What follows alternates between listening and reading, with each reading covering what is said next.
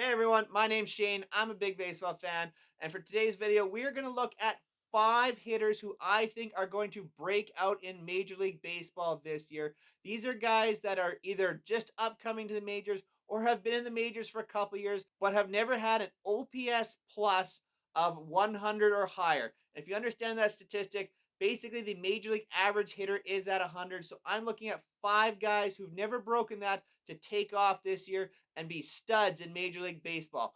5 hitters. Let's go. The first hitter I'm looking at breaking out this year is Nolan Jones of the Colorado Rockies. Yes, you heard that right. Colorado Rockies. For anybody who's followed his career the last few years, understand Nolan Jones is a prospect, a very highly touted prospect in the Cleveland Guardians system, but the Guardians gave up him before this season, and he's found a home now in Colorado.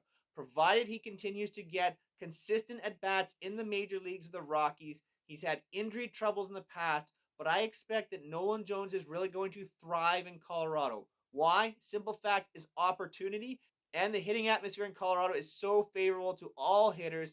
If Nolan Jones has the opportunity to play some third base, which he kind of came up as, he can play some second place, he can play some outfield.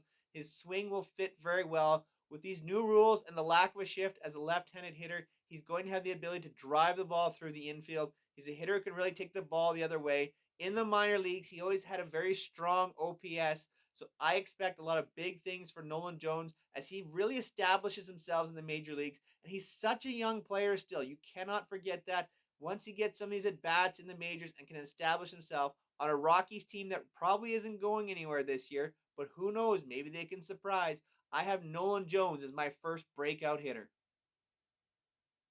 My second guy I expect to have a big season this year is third baseman Alec Bohm of the Philadelphia Phillies. You say, Shane, Bohm is an established major leaguer. Yes, he is, but he's never gone over 100 with his OPS plus. He was league average last year, and I think there's so many places that Bohm can improve on this year. You take a look at his StatCast type numbers. His expecting batting average was in the 98th percentile this year. That's probably going to regress some this year, but there's so many opportunities for Bohm to improve. His walk rate is 11th percentile last year, meaning he was swinging it so much. His chase rate was very high in terms of 33rd percentile last year in chase rate. I think as Bohm is going to mature here, he's going to understand the zone much better. And in the past, his walk rate has been around 7 or 8% early in his career. Last year, it was down around 4%, which means he was chasing more pitches than he should have. I think Bohm can really settle in this year. He can establish himself defensively at third. He played very well through the playoffs, especially defensively, and I think he can really start to focus on his offense. And with the injury to Rhys Hoskins, maybe Bohm can slide across the infield and play some first base. He's done a little bit of that in the minors, so I expect him to have some better numbers offensively as there's less concern about the defense. I think he really showed his quality in the playoffs last year. If he can increase the walk rate and decrease that chase rate, Alec Bohm has the makings of being a stud this year and maybe even potential all-star. So look out for what Alec Bohm can do there. The barrel rate, 41 percentile. Expect that to climb with better pitch selection. So I'm all about a breakout for Alec Bohm. My number 3 guy to bust out this year is a catcher for the Houston Astros in Corey Lee. Now, Corey Lee only has 26 major league plate appearances, but I think he's going to establish himself in the major leagues this year. He's going to take over kind of that backup role, it looks like, in Houston. And with Martin Maldonado as the number 1 catcher in Houston, that's just not going to last very long. Maldonado does not hit at all and provide offense for Houston. Corey Lee has the ability to. 25 home runs, 76 RBIs last year in AAA, and 12 stolen bases. So this is a catcher with a very intriguing skill set and power and some speed. The batting average may not play as high, maybe around the 240 mark. It was 238 in the minors last season, but the power speed combination, especially in that ballpark as a power hitting right-handed hitter with Corey Lee, I think he has a real opportunity to succeed in Houston and really get a lot of at bats, considering that Martin Maldonado does just not offer enough, and Corey Lee profiles the type of catcher who can have a lot of power in the major leagues. Now, his playing time will be based probably more around his defense. If his defense can hold up well enough at the major league level, then I really like the way Corey Lee's bat can play for the Houston Astros. And that's where I think this breakout could really happen. Solid catcher. If he gets the at bats, expect him to be one of the top young catchers in the game very soon. And I think it's a first step this year for the Houston Astros with Corey Lee. My number 2 guy, Marlins outfielder Brian De La Cruz. Now, De La Cruz just barely made the team out of spring training, but he started opening day and has been starting early on for the Marlins as this video is coming out. So what I really love about Brian De La Cruz, when you take a look at his Baseball Savant StatCast numbers, 96th percentile in expected batting average, 84th percentile in barrel rate, 94th percentile in expected slugging. This guy hammers the baseball when he makes contact. The issue is the ability to make contact. StatCast shows there chase rate, the 34th percentile, K rate, the 23rd percentile. He just doesn't walk very often. He whiffs a lot.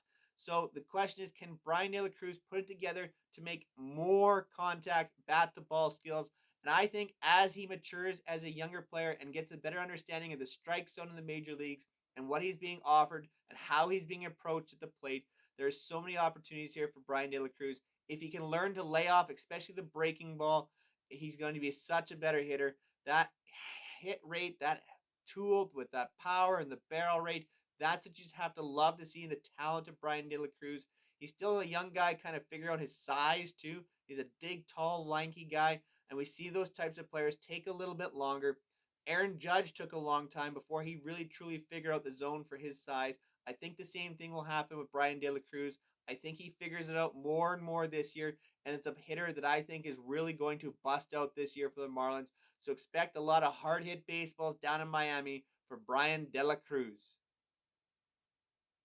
My number 1 breakout hitter is Pirates outfielder Jack Suwinski. When you take a look at his numbers from last year, keep in mind that he had not played above AA when he was called up to the Pirates. He was then returned and played some AAA games, got a real good taste of the majors, 19 home runs last year. There's so much to like about the numbers you see and what Jack Suwinski can bring at a major league level. In terms of his Baseball Savant numbers, what do I love so much? 84th percentile in walk rate and 15th percentile in whiff rate. So he understands the zone, but swings and misses more than he should. Max exit velocity, 85th percentile. He has the ability to really hammer the baseball. If he can start to increase those hard hit numbers and quit swinging through pitches in the zone, Jack Suwinski is going to really elevate his overall numbers. His batting average will go up. The power will go up. This is a young guy that understands the strike zone.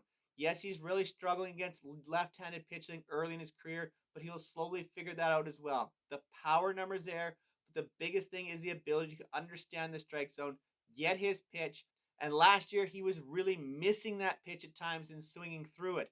If he still continues to get that pitch, making solid contact, barreling up the baseball, the sky is the limit then for Jack Suwinski.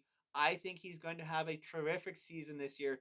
He's got a lot of mentors around him. A guy like Carlos Santana, I think, can be a real advantage for Jack Suwinski because Santana is also the type of player who really understands the zone and walks a lot looking for his pitch.